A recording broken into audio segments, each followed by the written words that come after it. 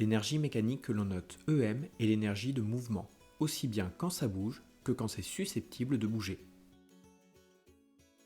L'énergie mécanique EM est donc la somme de l'énergie cinétique EC et de l'énergie potentielle de pesanteur EP. Mathématiquement, cela donne la relation suivante. EM est égal à EC plus EP. Reprenons le cas du ballon lâché que nous avions vu précédemment. Nous avons donc un ballon de masse m qui va être lâché et qui n'a donc pas de vitesse initiale. VI égale à 0 m par seconde. Le ballon est situé à une certaine hauteur h par rapport au sol et dans un champ de pesanteur petit g. Intéressons-nous maintenant à l'énergie mécanique que possède le ballon. Commençons par l'énergie cinétique qui vaut à cet instant initial 0 joule. En effet, la vitesse initiale étant nulle, il n'y a pas d'énergie cinétique. Passons ensuite à l'énergie potentielle de pesanteur qui n'est pas nulle, mais qui est au contraire maximale à cet instant initial.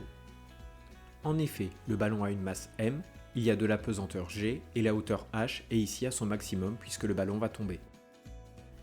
Additionnons maintenant l'énergie cinétique et l'énergie potentielle de pesanteur pour obtenir l'énergie mécanique EM. Repérons pour plus tard sur un axe gradué la quantité d'énergie mécanique présente initialement et notons-la EMI pour énergie mécanique initiale. Précisons que toute l'énergie mécanique présente initialement est uniquement de l'énergie potentielle de pesanteur puisque l'énergie cinétique est nulle. Regardons maintenant le ballon tomber.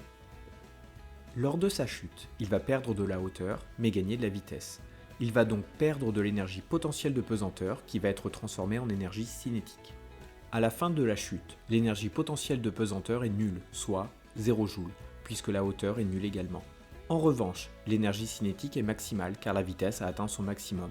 L'énergie mécanique est maintenant uniquement de l'énergie cinétique.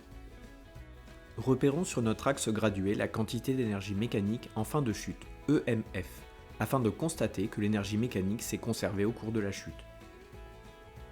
Lorsqu'un corps est en mouvement, dit de chute libre, c'est-à-dire lorsqu'il ne subit que la force de pesanteur, son poids, l'énergie mécanique se conserve.